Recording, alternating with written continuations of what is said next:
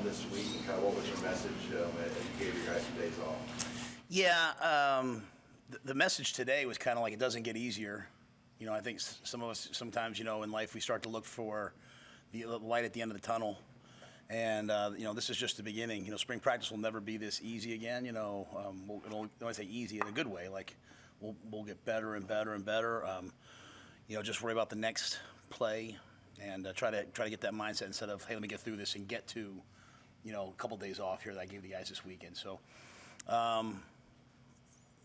they've had 5 days. I told them to come back Tuesday ready to go. I really believe one of the greatest gifts we can give these guys as they go on to be, pro athletes or pros and whatever they choose to be, is the self-awareness to own your work ethic, right? So we have a lot of guys who make mistakes on the practice field, and I told them, hey, you have a playbook, you have video, go study. So you get to the National Football League, and you get cut on Monday and you get signed by somewhere on Wednesday. Christian McCaffrey, he got traded on Thursday. I think he played that weekend, or pretty soon thereafter. So can you learn things really quickly? So just a challenge to those guys to take care of their bodies over the next week, over the next couple of days, learn the playbook better. And then we believe that any place a Nebraska football player shows up, it should be a better place. So to do things right and do things really well the next couple of days and show back up on Tuesday. When it comes to the playbook, how much do you want their heads in the playbook over these next 5 days so the retention is there Tuesday when you come back? Yeah, I think it's individual to each guy, right? It takes what it takes. And so, there's some, one of the most dangerous things is when guys kind of know what to do, so they can kind of do it. Like, you can't figure out how to do your job until you know what your job is. And so we have a lot of guys still at that level one, like trying to learn what it is. And we can make excuses for them, but we're just trying to change the expectation level of our guys, right? Like, we're not here to try hard. We're not here to lose and thank the fans. We're here to win. And so winning, it happens now. It doesn't happen in the fall. So the guys who really know their jobs really well, guys who, we got some walk-on players who should probably be on scholarship. You know what I mean? So it's like, you are what you produce. And so I just want the guys to understand, like, hey, I own the way I practice. Someone has a phone call here. I own the way that I practice. I own the way that I prepare. I own the result, right? And so the whole, like, coach didn't give me a chance, or, coach, trying to get rid of all that. I think when you give that gift to young people that we're in control of our futures, they can take off. Did you get a chance to make any assessments based off what you saw on the film from your scrimmage Saturday, specifically about how your quarterback played? Yeah, I thought the quarterback that was the best the quarterbacks have played. All right, guys, I see that. I see who's loyal to me. I thought the quarterbacks played. That's the best they've played. It's the absolute best they've played. And I think they needed that. They needed those live reps, right? Just like, when they can get hit to speed up their process. We started practice off today, man. We came right out of stretch, and we went quarterbacks live down inside the 5-yard line. And what you find out is when you do that, they don't really get hit that often. But it just speeds up their process. So a lot of things for us right now are like just a little bit off timing-wise. And what I love about our group is they're not making excuses. Like, you're used to throwing this route with this guy, and all of a sudden this guy's in. You have to figure it out. So I thought they played well in the scrimmage. Today was a much better day for probably the defense than the offense. The defense was significantly better today. So I'd like to just kind of, hopefully we keep volleying it back and forth as opposed to one side being more dominant than the other. Matt, we have some tight ends up here, Coach Wager. What would you say about that group so far through the spring and what you've seen? Yeah, it's one of our more talented groups. Fedoni's like, I kind of have always have like a couple guys like, that I'm trying to like really work with. And Fedoni's kind of one of my guys, man. I really like the guy. He's so competitive. He's so driven. And sometimes when you're driven, it drives you all over the place. Like, you just can't stand when it just doesn't come right away. And that's what I love about him, right? Like, I'm a little bit wired that way. The best players I've been around are wired that way. So just, I've tried to limit him even more than we've limited him, and he fights me every time. So I just love his competitive nature. Eric is just really, really talented and a big physical presence. Borgature and Lindenmeyer are two guys, that have walked on here that play like scholarship players. They would have started for me at a lot of places I've been. They can start here, I believe. So really like those guys and what they've done. Applegate coming back off the injury, really been pleased with him. And the rest of the guys just they battle. So really like the group. I think it's one of our stronger positions. And then we brought Bonner over. He's kind of like a Weapon X hybrid type of a guy. And he had class. I know you guys want to interview him, but he had class, and so he had to leave for that. But he's kind of one of those hybrid guys that I think with what Sat's done at some places he's been, some of the things I've done, we can use him in a lot of different ways. When it comes to Fedoni, how tough is it to not really turn him loose so he can really test your defense if you were able to turn him loose? I pretty much have, honestly. He didn't, maybe not all the live stuff all the time. But even today, he got a little live work. So I kind of have relented on it a little bit. I have to trust him with his body and how he feels. He's cleared.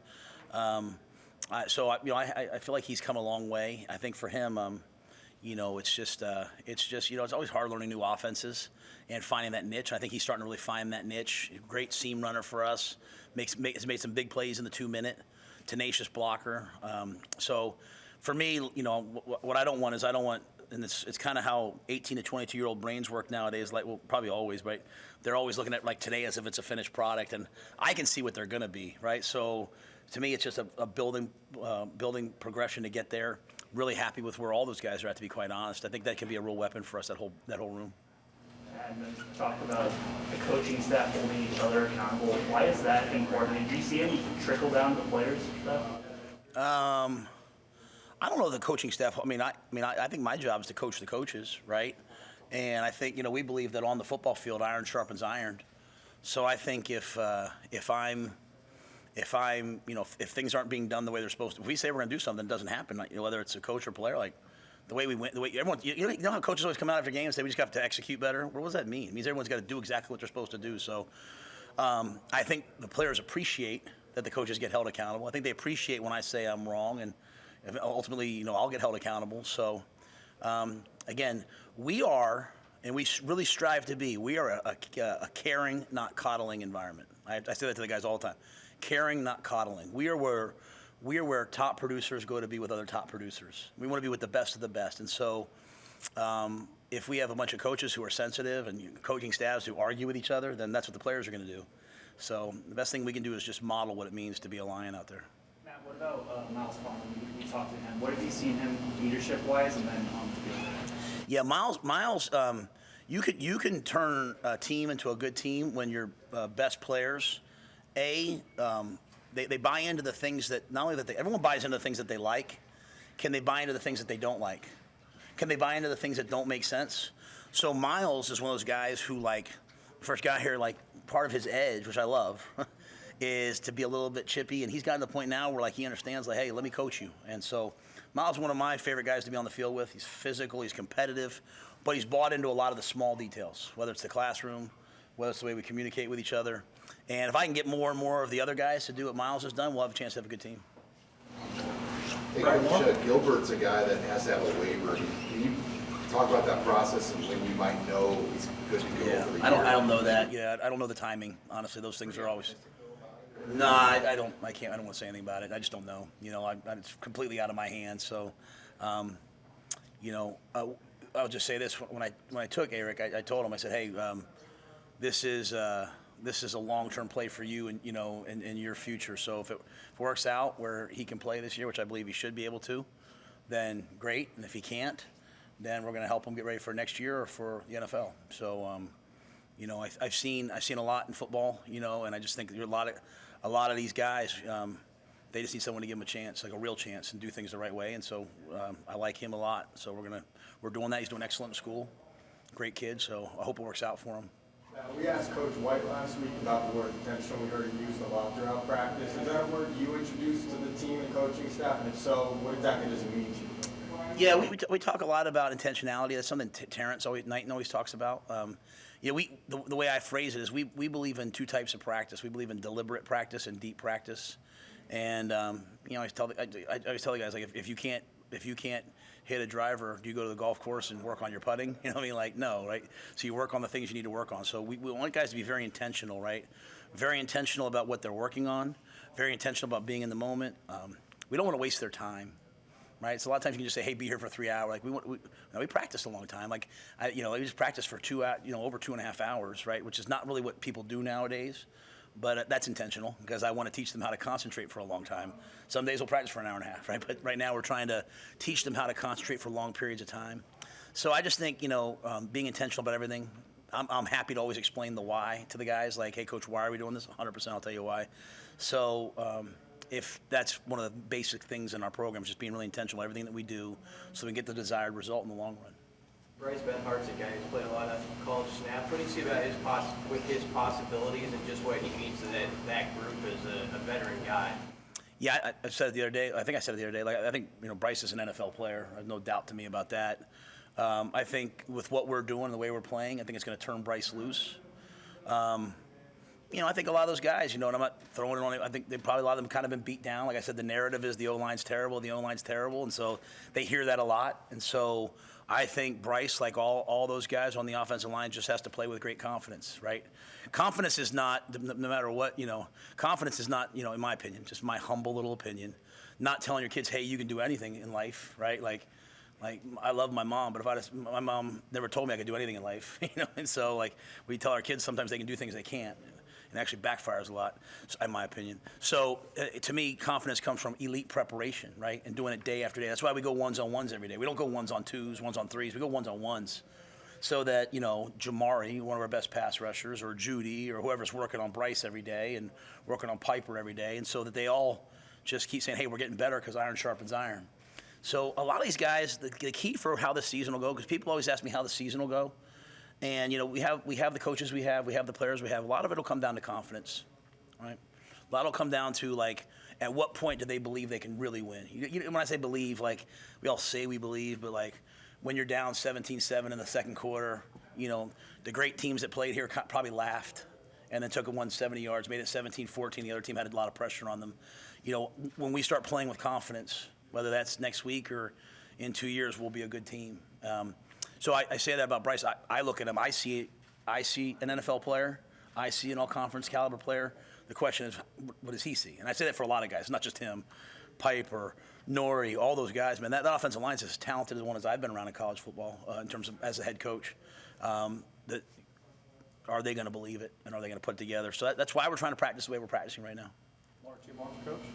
Matt, you've got a handful of early enrollees who are new to college football in general, not just the system. How do you like how their development is going? Yeah, normally you notice that they're early enrollees, but Cam Lenhart and Prince Will spent a lot of time on our first string. They are outstanding players. Boodle's finally been cleared to practice full time, and he's just got a great feel. When you recruit guys, sometimes you don't know the feel that they have, and I guess when you come from his lineage, you can expect it. But he's out there. He made a great play on the goal line today, and so Gunnar Gatula is out there. That's the hardest position. Hey, be an O lineman. Oh, by the way, go play left tackle, and be running with the second unit. And I think he's done an excellent job. Excellent job. So I probably forget Maverick Noonan's natural pass rusher, great feeling for it. So I've never really noticed, right? Hey, these guys are all early enrollees. They just kind of fit in. Is there anybody else I'm missing? I don't think so. They kind of all fit in. And again, that's why I talk about some of the walk-on players that we have.